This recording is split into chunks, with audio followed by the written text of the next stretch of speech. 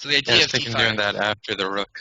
right? So the idea of d5 is, since white's better developed, he wants to try to rip open the center again before black is able to castle. So any capture by black will just open lines to either his queen on c8 or his king on e8. So black played bishop e7, but now how does white gain a very strong central pawn in this position?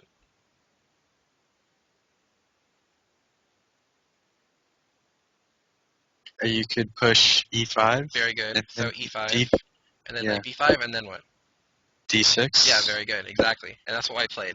So, yeah. So now white's better because of this strong pawn phalanx. But of course, it's going to take a while for white to realize the advantage. But again, central control played a key part because now black's pieces are kind of all offsides a bit, whereas the center is very strong. And notice that black's going to eventually be castling kingside.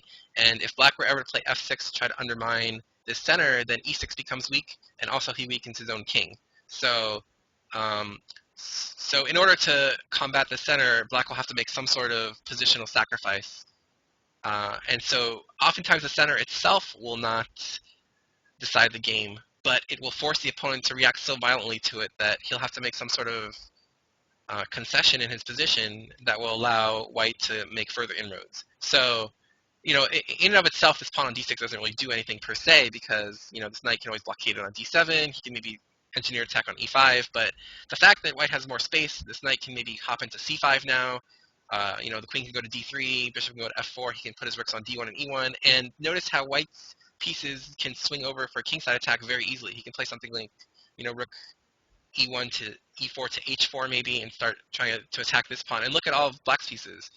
Mm-hmm. After d6, all black's pieces are stuck on the queen side. And it takes a long time for black's pieces to get to the king side, particularly because this e5 pawn defends f6. So there's no idea of knight d7 to f6 because of this pawn. So for that reason, it's going to be a lot easier for white to kind of make threats on both sides of the board. So, even white might try something like a4, a5, a6 to try to create a weakness on c6. In conjunction with attacking on the king side. So for those reasons, the center is controlling the center is very important. So let's now look at another example of how controlling the center can be basically the main feature of the game. So we're going to see another Queen's Gambit, but this one's going to be a Queen's Gambit declined. So this is all mainline stuff. Knight f3, so c5 is a variation. So cd5, knight d5, e3. So here, white kind of prefers to build up more methodically. So white, of course, could play e4 immediately, but after take, bishop b4, bishop d2, and queen a5, the fact that black is able to exchange so many pieces means that this center is actually not as powerful as it would be with more pieces on the board. Because the more pieces on the board, the more the center will tell. But with fewer pieces on the board, the center could actually become somewhat of a weakness because it'll be easier to undermine and easier to attack. Whereas with more pieces on the board, it'll kind of mean that there's more activity. So for that reason, white kind of plays more slowly and plays the move e3 to kind of shore up the center and develop his pieces first before deciding to go gung-ho. So bishop e7, bishop d3, and now black takes on c3, knight d7, castle, castle, and now e4. Okay. So the question is, white's completely occupied the center here, but the normal move that we've seen the last couple of games is that white, will try to play a d5 move to either gain a passed pawn or to kind of break open the center. But is this d5 move now as justified as No. it was previously?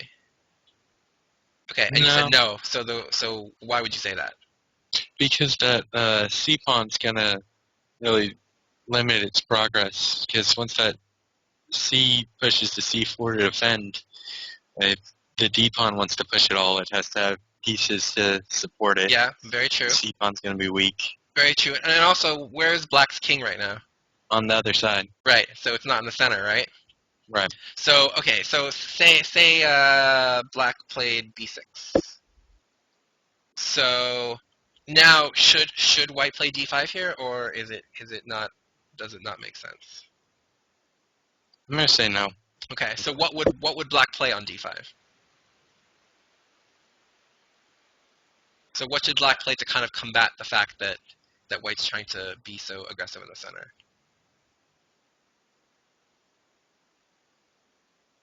Uh, guess you could do a So well, white's E5, threatening to take this pawn, right? Yeah. So you said right? e5. Yeah, no, that's exactly right. e5 is exactly the right move. So the point is white is starting to take this pawn and give black an Isolated isolated pawn, E1. right? Yeah. So the point of e5 is now the scope of this bishop is very limited because now it's just hitting this pawn. So if we Yep. took, the problem is now this bishop has this great diagonal and this pawn is a passed pawn. But here, okay, we've given white a protected passed pawn, but this is a pawn that's easily blockaded, particularly with a knight. So if we can manage to play knight f6, knight e8, knight d6, now this knight's on an optimal square, and we have ideas, like you said, of playing b5 and c4, and also we have idea of playing f5, and this bishop will be severely limited. So Hmm. oftentimes in these positions when white's trying to open the center with these thrusts, we oftentimes push through and blockade. And even though we're giving white this protected passed pawn, it's actually not a strength but a weakness because it's kind of hindering white's pieces. So white did not play d5 after b6. Um, but b6 was actually somewhat of a mistake. So the reason b6 is a mistake is because uh, as black, we need to kind of limit white's aggressive moves. So white, ideally, we want to develop this bishop to f4 to kind of control the center as much as possible. So black, before playing b6, should play the move queen to c7, so that bishop f4 is impossible, and so it's a little more awkward to develop this bishop. But instead he played b6, and so now after bishop f4, now white kind of got what he wanted. So bishop b7, queen e2, and now the problem is where does black put his queen? The Right. answer is nowhere good, because queen c8 again interferes with the rooks, and the queen doesn't have a nice square on e7 to go to because uh, because the bishop's there. So instead, black comes up with a plan to reroute his bishop onto the long diagonal to further pressure this pawn. So the idea is that now he wants to put both his bishops on their long diagonals to kind of attack the center. So he plays g6. The idea is he wants to play bishop f8 and bishop g7.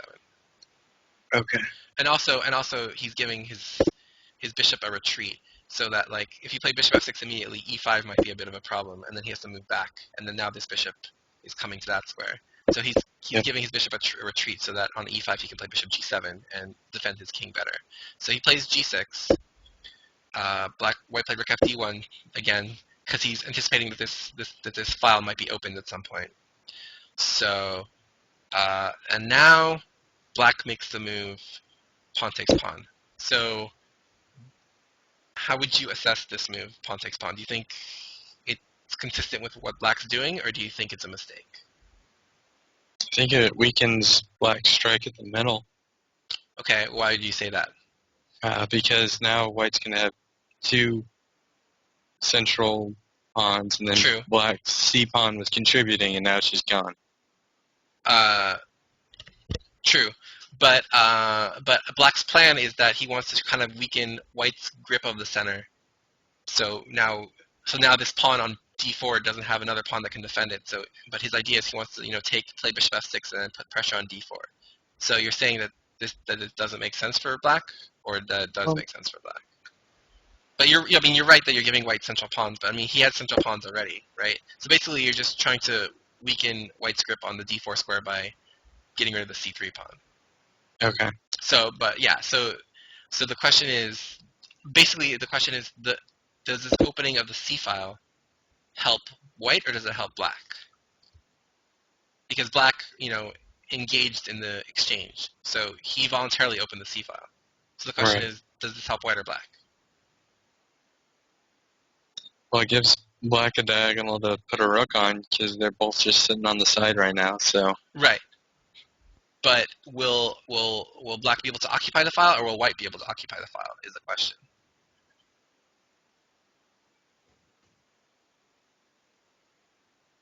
I think white's going to, though, Yeah, you're right. You're right. because that So queen. yeah, so you'll see in a couple of moves how this happens. But yeah, so the problem with pawn takes pawn was indeed the fact that now white's actually going to be the one who's going to be occupying this file. So let me just show you what black should have done. So black should have continued with his plan, bishop f6. So the reason he didn't do this is because he was worried about this. Pawn takes pawn. Then he doesn't want to take with a pawn and weaken his pawn, so he'd play knight takes. And then e5. Queen c7 is fine. Because now he's exploiting the fact that there's a pin here. So pawn takes bishop, queen takes bishop is fine. So he might have been afraid of bishop d6, which looks annoying. Because if queen takes pawn, or if queen takes bishop, then e5 is coming. But or sorry, actually on move 14 he could play bishop d6. Yeah, so he was maybe worried about bishop d6 right here. Sorry, not after pawn takes pawn. But yeah, but here unfortunately for white, black can simply play here. And although it's kind of wasting a tempo for black, it's also wasting a tempo for white, because if white captures, then black really has no problems anymore, because his queen is now developed, and now his rooks are able to come to these files pretty easily. Yep. So white probably has nothing better to go back, and then black can go back again.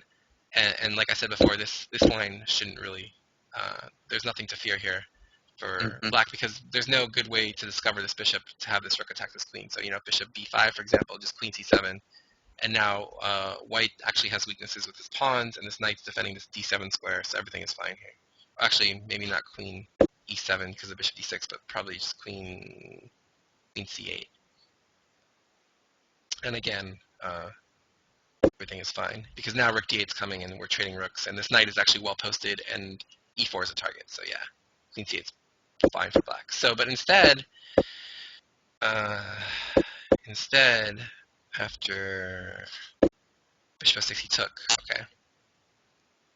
So take, and now let's see how white controls the c file. So black played bishop f6, continue with his plan. Okay, so now white controls the c file. Okay, so black thinks, well, I'll just control the c file as well. Play rook c8. Okay, so now what does white do to ensure that he's actually going to be the one who's controlling the c file? Capture the rook. Well, if he captures your rook over. Yeah, if he captures the rook and brings the rook over, though, so if rook takes, queen takes, rook c1, I believe black can play something like queen to a8, and then try to hit this guy, and then if rook to c7, black has rook to d8. And now this rook's on the 7th rank, but actually it could get into some trouble soon. And white's pieces are kind of stuck defending this pawn. So black's idea is just going to be knight f8, and then rook c8. So knight f8 and rook c8, and then and then black actually has some threats. Okay. So it does control the file, but only temporarily. So the way to control it permanently would be to play bishop a6. So the idea now is we want to try to get our queen to a6 and to threaten this rook. So we're going to force white to capture, or force black to capture white's rook, so that we can capture back on the c file. So after bishop takes, queen takes. So basically we're threatening to capture this pawn right now. So black has to cede control of the c file. So like if rook a8, for example, now simply just bishop d6, or a rook c2 and a rook dc1, we just double on the c file. So instead of that, black captures on c1, we capture on c1, and now again he has to defend this pawn, so he plays queen to a8. Okay, so now black's threatening this e4 pawn. So if we play e5 immediately, we kind of lock this bishop in. So we play the move bishop d6 first in order to play e5 for the following move and have this bishop be active. So we kind of gain a tempo through this intermezzo bishop d6, because he takes the pawn, obviously he loses the rook. So after rook to d8, we play e5. And now bishop g7, only thing really to not lose the bishop. And now rook to c7, and now because of white's central control, he actually didn't manage to do anything really great in the center per se, but now he has this open line for his rook, his active bishop, and all of white's pieces are better than all of black's pieces. So black tries to generate some pseudo activity with queen to e4. And now